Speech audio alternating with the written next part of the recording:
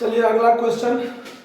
जैसे एक नंबर हम बता दिए थे आप लोगों को, तो 2 नंबर सेम टू सेम वैसे ही प्रश्न है जैसा एक बताया था, तो 2 नंबर छोड़ देते हैं, आप लोग खुद बना लीजिएगा। 3 नंबर प्रश्न पर ध्यान दीजिए। 3 नंबर प्रश्न है कि दोनों पक्षों के बहियों में आवश्यक खाता खोलना। सवाल लंबा होगा। 1 अप्रैल 2008 को, सवाल को थोड़ा घुमाया भी है, ठीक है, तो गौर से समझिए बात को। 1 अप्रैल 2008 को एक्स ने ऑटो डिस्ट्रीब्यूटर्स से एक मोटर वैन किस्त भुगतान पद्धति पर खरीदी। वैन का नगद मूल्य जो है वो 85,000 है। वैन की डिलीवरी के समय नगद मूल्य का 30% के बराबर भुगतान किया और 2 किस्त 25,000 का प्रत्येक वर्ष 31 मार्च 2009 और 31 मार्च 2010 को की जाती है। विक्रेता 10% प्रतिवर्ष के दर से ब्याज लेता है और शेष रुपया 31 मार्च 2011 को भुगतान करता है। अब यहाँ ये बात देखिए कि थोड़ा कंफ्यूज कर रहा है कि 85,000 का 30% तो डाउन पेमेंट कर दिया, ठीक है। अब इसमें 25,000 का 2 किस्त दे रहा है और शेष राशि जो है वो 31 मार्च 2011 को दे रहा है। अब ये किस्त की राशि में ब्याज शामिल है कि नहीं शामिल है, ये पता करने के लिए आपके पास टोटल किस्त होना चाहिए कि सारा किस्त कितना दिया, तो किस्त की राशि को जोड़ते हैं, डाउन पेमेंट की राशि को जोड़ते हैं, और वो राशि यदि कैश प्राइस से ज्यादा हो जाए तो आप समझते हैं कि किस्त में ब्याज शामिल है। लेकिन इसमें किस्त तो दिया हुआ है नहीं एगो, तो आप ये बात जानते हैं कि 2 किस्त जो 25,000 का दिया है और किस्त जो होता है वास्तव में उसमें कैश प्राइस और ब्याज दोनों शामिल होता है। क्या होता है? कैश प्राइस और ब्याज दोनों शामिल होता है किस्त में। तो 25,000 का जो 2 किस्त है उसमें ब्याज इंक्लूड होगा पहले से, ठीक है। तो आप इस सवाल में ब्याज की गणना जो कीजिएगा वो कैसे कीजिएगा उस पर ध्यान दीजिए। सवाल में हरास के बारे में कोई जिक्र है नहीं। हरास के बारे में देख लीजिए, सवाल में कहीं भी हरास के बारे में है, कहीं जिक्र नहीं है। तो जब हरास के बारे में जिक्र है ही नहीं तो संपत्ति की खाता, डिप्रिसिएशन की खाता खोलने की जरूरत है ही नहीं। चलिए, तो सबसे पहले कैलकुलेशन ऑफ इंटरेस्ट करते हैं। देखिए, कैलकुलेशन ऑफ इंटरेस्ट कैसे होगा, ध्यान से देखिए। इसमें कैश प्राइस लिखते हैं, इसमें इंटरेस्ट लिखते हैं और इसमें इंस्टॉलमेंट का जिक्र करते हैं। कैश प्राइस आपका 85,000 है, ठीक है, और आपका जो डाउन पेमेंट है वो 85,000 का 30%, 85,000 का 30% आप पेमेंट करते हैं। तो आप जब पेमेंट कीजिएगा तो 85,000 का 30% 25,500, 25,500 आपका डाउन पेमेंट हो गया। इसमें से 25,500 आप लेस कर लीजिए, तो 85,000 में से आप लेस कीजिएगा 25,500, तो 59,500 बचा, 59,500 बचा।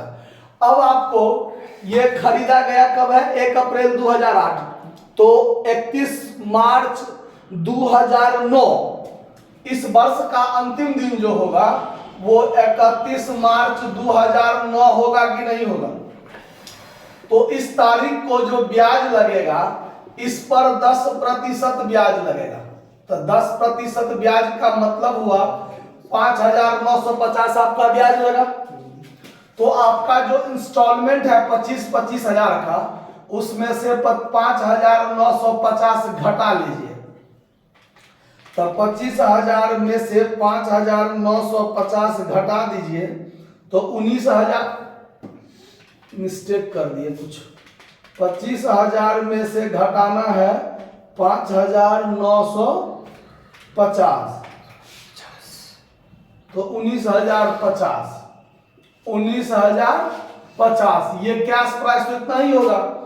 19,050 इसमें से घटा दीजिए, तो 59,500 में से 19,050 घटाइए तो बच गया 40,450, 40,450। अब आपका एक वर्ष बाद यानी 31 मार्च 2010 को आप 40,450 का ना 10% ब्याज चार्ज कीजिएगा। जितना कैश प्राइस का बाकी होता है उसी पर ब्याज लगता है, तो इसका 10% ब्याज हो जाएगा 4,045 रुपया। फिर आपका किस्त है 25,000 का, कितना का? 25,000 का। तो 25,000 में से 4,045 आप घटाइए, तो 25,000 माइनस 4,050 घटा दीजिए 20,950। 20,000 क्या? कुछ मिस्टेक किए हैं, इसका मतलब कुछ मिस्टेक किए हैं। 45 है ना, तो यहाँ 55 होगा ना, और हम यहाँ 40-50 घटा दिए थे। कभी कभी नजर भसिया जाता है इधर उधर। अब देखिए ये हो गया। अब इसमें से इसको घटाइए, 20,955 घटाइए, तो 40,450 में से घटा दीजिए 20,955, नहीं ना, 20,955, 19,495। अब 31 मार्च 2011। अब देखिए हम पिछले सवाल सब में, हायर परचेज सब में भी बताए थे आपको कि लास्ट जब किस्त की समय आएगा तो आपको ब्याज निकालने की जरूरत नहीं है। आप इंस्टॉलमेंट में से कैश प्राइस घटा लीजिए, बाकी क्या निकलेगा? ब्याज निकलेगा, बताते थे ना। लेकिन यहां निकालना पड़ेगा, कहिएगा क्यों? तो इसलिए क्योंकि अंतिम किस्त तो आपको देने नहीं है। शेष 31 मार्च 2011 को दिया जाता है। अब शेष कितना बचा है ये है आपको पता? नहीं पता है। अब आपको पता नहीं है यानी अंतिम किस्त कितना का है ये आपको पता नहीं है, तब तो किस्त निकालना पड़ेगा। कैसे निकालना पड़ेगा? तो देखिए 19,495 बाकी है, तो इसी का 10% में ब्याज लेगा और इसका 10% ब्याज लेगा, तो 1949 रुपया 50 पैसा हुआ ना। अब ये जो 1949 रुपया 50 पैसा है, तो दशमलव में रखिएगा तो ऐसे ही रखिएगा, किताब में आपको आंसर यही दिया हुआ है। लेकिन हम लोग क्या करेंगे, अप्रॉक्स अमाउंट लेके चलेंगे, ठीक है। सारता का एक सिद्धांत होता है जिसमें जो ज्यादा सवाल को भरिया दे ऐसा बात नहीं रखिए, तो दशमलव बाद वाला जो है सो उसको क्या करेंगे, छोड़ देंगे। तो इसको हम लोग अप्रॉक्स 1950 मान लेते हैं। कितना मान लेते हैं? 1950। तो आपका इंस्टॉलमेंट क्या होगा देखिए, 19,495 रुपया था। दूसरे सब में ब्याज घटाते थे, लेकिन इसमें ब्याज क्या करेंगे, जोड़ेंगे। ये बात को ध्यान रखना है। 19,495 में ब्याज जोड़ के तब ना किस्त का पेमेंट करेंगे, ये बात को ध्यान रखना है, इसीलिए कंफ्यूज नहीं होना है।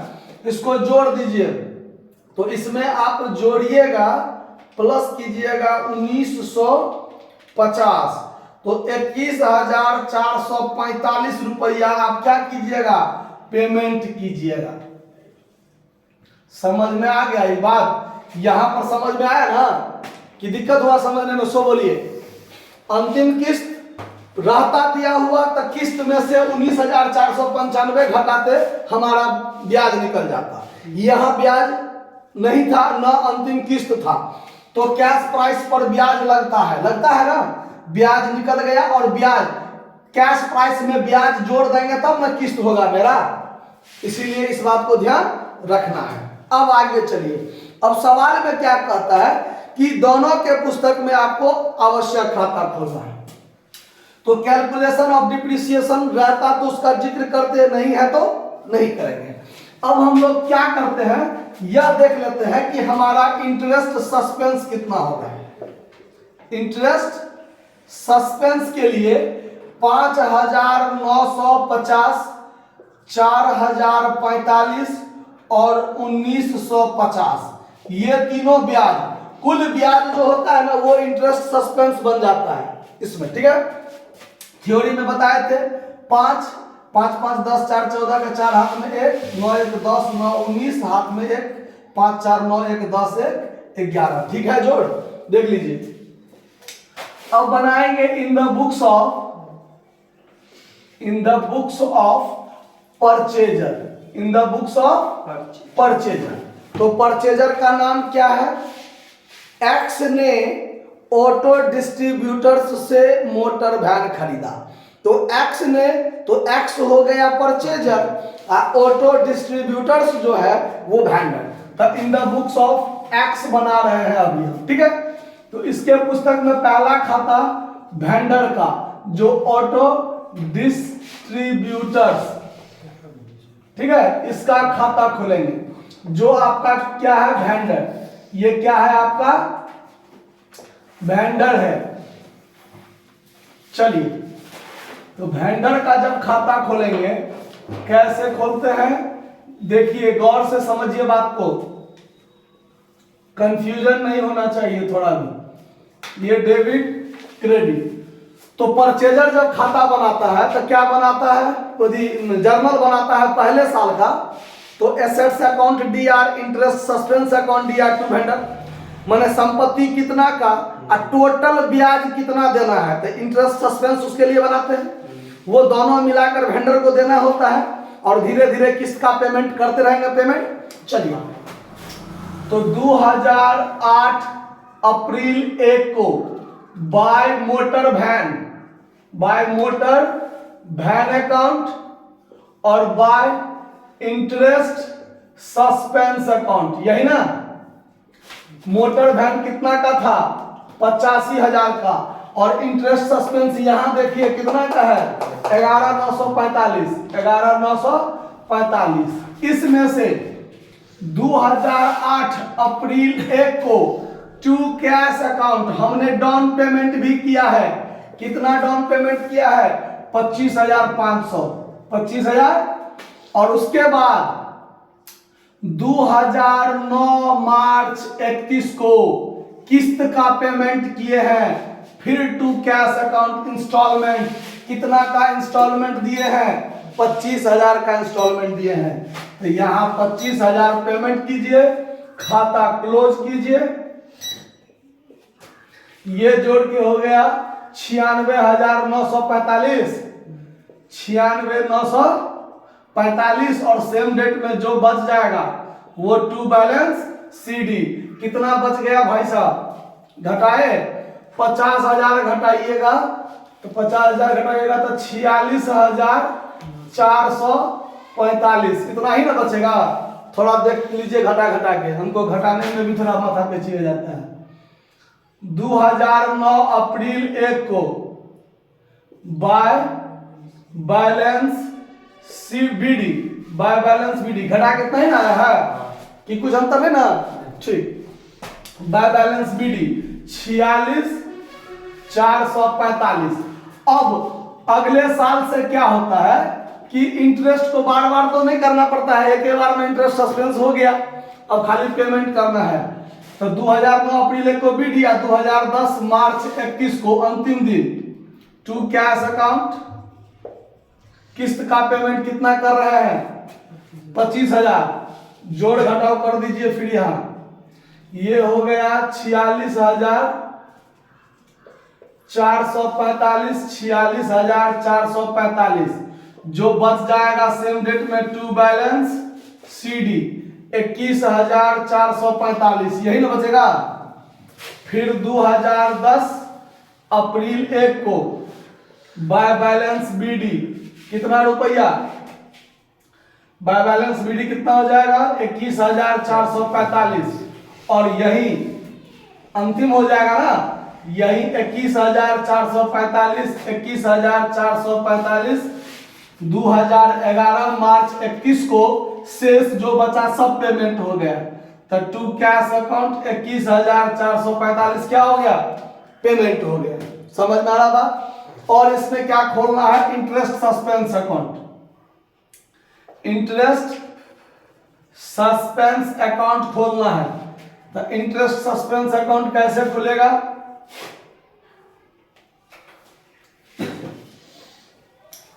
डेबिट क्रेडिट इंटरेस्ट, देखिए motor van account DR, interest suspense DR, to hire vendor, to vendor हुआ होगा ना, तो वेंडर के खाता में क्रेडिट में इंटरेस्ट सस्पेंस, तो इंटरेस्ट सस्पेंस के डेबिट में टू वेंडर होगा, टू ऑटो डिस्ट्रीब्यूटर्स अकाउंट 2008 अप्रैल 1 को कितना रुपया? 11,945।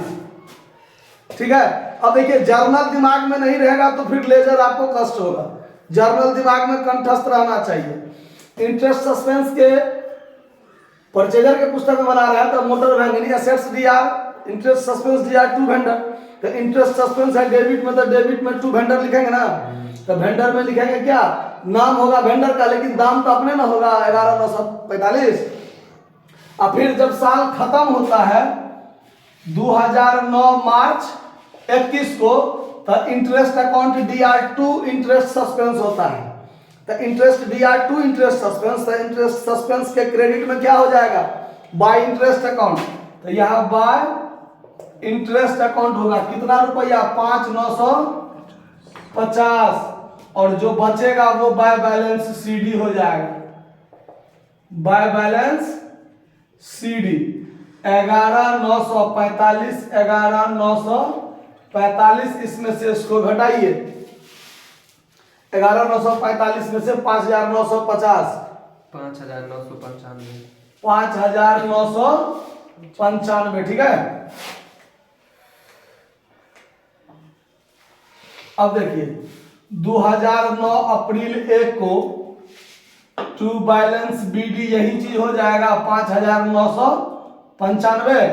अब क्या हो जाएगा? 2010 मार्च 21 को बाय इंटरेस्ट अकाउंट, फिर ऐसे ही कम कम होते चला जाएगा, 4,045 जो बचेगा बाय बैलेंस सीडी 5,995 जो बच गया बाय बैलेंस सीडी 1950 बचेगा ना, 1950।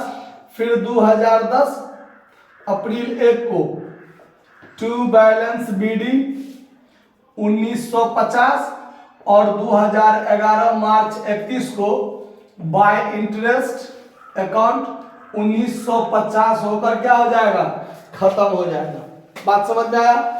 अब इसके पुस्तक में मेरे विचार से अब एक खाता और इंटरेस्ट अकाउंट बना देना है, जिसमें to interest suspense by PL, to interest suspense by PL, ऐसे करके एंट्री होगा।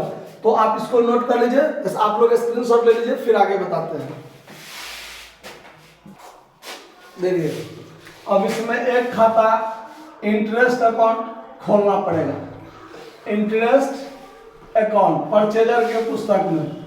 इसमें ज्यादा कुछ बात नहीं है, एक नंबर सवाल यदि आप देखे होइएगा तो दिक्कत नहीं होगा। यहां पर खाली आपको टू इंटरेस्ट सस्पेंस और बाय पीएल अकाउंट, बस यही चीज होता है। अगर आप जर्नल अगर आपको ध्यान है तो डेट क्या हो जाएगा? 2008 मार्च 31, तो 2009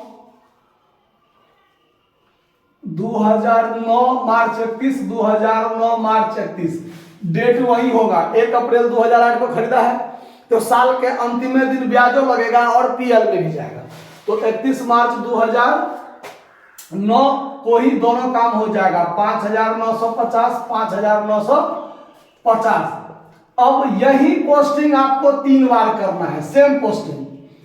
डेट हो जाएगा 2010 मार्च 31, 2011 मार्च 31, 2010 मार्च 31, 2011 मार्च 31, ठीक है। और यहां पर 4,045 ब्याज है ना, 4,045, 1950 to interest suspense by PL और to interest suspense by PL. बस यही पोस्टिंग आपको बार बार करना है। तो आप लोग अपने से, आप लोग भी ऐसे नहीं टिक लगा लीजिएगा, आप लोग पूरा नोट कर लीजिएगा, to interest suspense by PL, to interest suspense by PL. हमको थोड़ा मार्कर भी ना बचाना है, इसीलिए आप लोग पूरा लिख लीजिएगा, ठीक ना। तो इसको आप नोट कर लीजिए। फिर वेंडर के पुस्तक में देखते हैं कौन कौन सा खाता खुलता है, नोट कर लीजिए। अब देखिए, अब in the books of vendor, यानी वेंडर के पुस्तक में जो आपका ऑटो डिस्ट्रीब्यूटर्स है, ऑटो डिस्ट्रीब्यूटर्स है, उसके पुस्तक में कौन कौन सा खाता खुलेगा वो देखिए। एक तो खुलेगा परचेजर का अकाउंट, यानी एक्सेज अकाउंट। एक्सेज अकाउंट जो परचेजर है, इसके लिए क्या है, परचेजर है, इसका खाता खोलना है।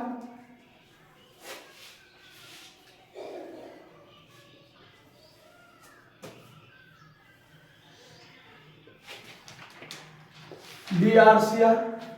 उसके बाद आपको इंटरेस्ट सस्पेंस अकाउंट खोलना है, इंटरेस्ट सस्पेंस अकाउंट खोलना है।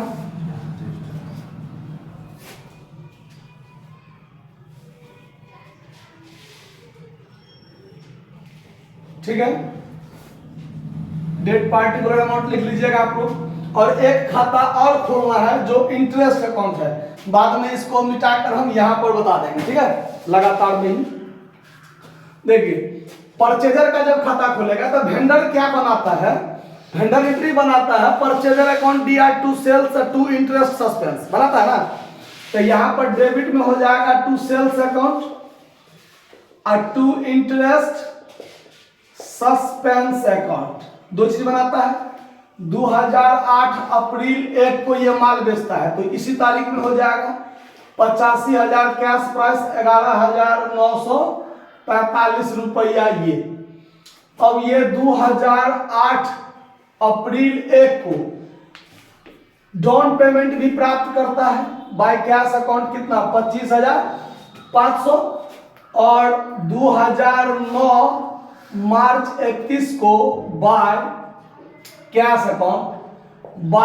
अकाउंट 25,000 का क्या प्राप्त करता है, किस्त। तो अब इसका आप जोड़ घटाव कर लीजिए, जो बचेगा वो बाय बैलेंस सीडी। तो ये 96,945, इसमें भी 96,945, तो यहाँ बचेगा 46,445, यही ना बचेगा। देखिए, वेंडर के पुस्तक में भी यही चीज होता है, बस इसमें इधर, इसमें इधर हुआ, इसमें इधर होता होगा, ठीक है ना। 2009 अप्रैल 1 को टू बैलेंस BD कितना, 46,445, ठीक है ना, घटाओ। हाँ भाई, कोई दिक्कत नहीं ना। चलिए, तो 2009 के बाद 2010 मार्च 31 को बाय कैश अकाउंट, फिर अगला किस्त कितना का होगा, 25,000 का। फिर यहां पर घटा करके बाय बैलेंस क्या निकल जाएगा, CD। तो 46,445, यहां भी 46,445, यहां 21,445 क्या बच जाएगा, CD। फिर 2010 अप्रैल 1 को यहां हो जाएगा टू बैलेंस BD 21,445। और 2011 मार्च 31 को बाय कैश अकाउंट 21,445 हो जाएगा। और दोनों साइड इच्छा हो तो बराबर कर दीजिए, अगर एक ही आइटम रहता है तो जरूरत नहीं है लिखने की, एक आइटम दोनों साइड हो गया तो वही डबल लाइन मार दीजिए, हो गया। इंटरेस्ट सस्पेंस कीजिएगा तो इसके लिए तो इंटरेस्ट सस्पेंस आमदनी का रूप है, तो क्रेडिट साइड में होगा बाय एक्स अकाउंट। 2008 अप्रैल 1 को 11,945।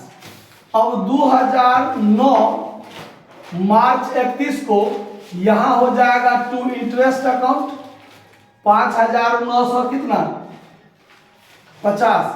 जर्नल एंट्री ध्यान में रखिएगा, इसके लिए उल्टा हो जाता है। थ्योरी क्लास में हम आप लोगों को बताए थे, कि दोनों के पुस्तक में क्या एंट्री बनता है। जर्नल के हिसाब से ही लेजर पोस्टिंग होता है 11,945 11,945। यहां बचेगा 2009 में टू बैलेंस सीडी कितना बचेगा? टू बैलेंस सीडी घटाकर देखिए तो 5,995। तो फिर यहां पर 2008 अप्रैल 1, 2009 मार्च 31, 2009 अप्रैल 1, यह हो जाएगा बाय बैलेंस बीडी 5,995। तो 2010 मार्च 31 को यह हो जाएगा टू इंटरेस्ट अकाउंट 4,000 कितना था? 45 ब्याज। तो फिर यहां पर सीडी बच जाएगा, तो यहां हो जाएगा आपको 5,995 यहां बचेगा टू बैलेंस सीडी 1950 बचेगा ना। तो 2010 अप्रैल 1 को बाय बैलेंस बीडी 1950 कीजिएगा, और वही चीज 2011 मार्च 31 को टू इंटरेस्ट अकाउंट होके खत्म हो जाएगा। ठीक है, अब इसके बाद देखिए इंटरेस्ट अकाउंट जो बनता है इसको हम मिटा देते हैं। इंटरेस्ट अकाउंट जो बनता है वो एकदम आसान है। इंटरेस्ट अकाउंट में वैसे ही ध्यान रखना है क्या होता है सो ये DR CR। यहां पर क्या होता है कि देखिए इंटरेस्ट सस्पेंस अकाउंट के डेबिट में इंटरेस्ट, तो इंटरेस्ट के क्रेडिट में होगा इंटरेस्ट सस्पेंस अकाउंट। तो यहां होगा बाय इंटरेस्ट सस्पेंस अकाउंट, और यहां हो जाएगा वो PL में जाता है। तो इंटरेस्ट अकाउंट दिया टू PL अकाउंट, ये होता है एंट्री। तो टू PL अकाउंट 5,950 5,950, और दोनों साइड ये खाता बंद हो जाएगा। टाइम क्या होगा? तो 2009 मार्च 31, और यहाँ भी 2009 मार्च 31। तो यही सारा चीज आपको 3 बार करना है। एक बार 4,045 एक बार 1950 2010 मार्च 31 को, 2011 मार्च 31 को, 2010 मार्च 31 को, और 2011 मार्च 31 को to PL by interest suspense, यही काम आपको दोहराना है। समझ में आ गया बात? तो मेरे विचार से कहीं दिक्कत नहीं हुआ होगा, नोट कर लीजिए इसको। धन्यवाद।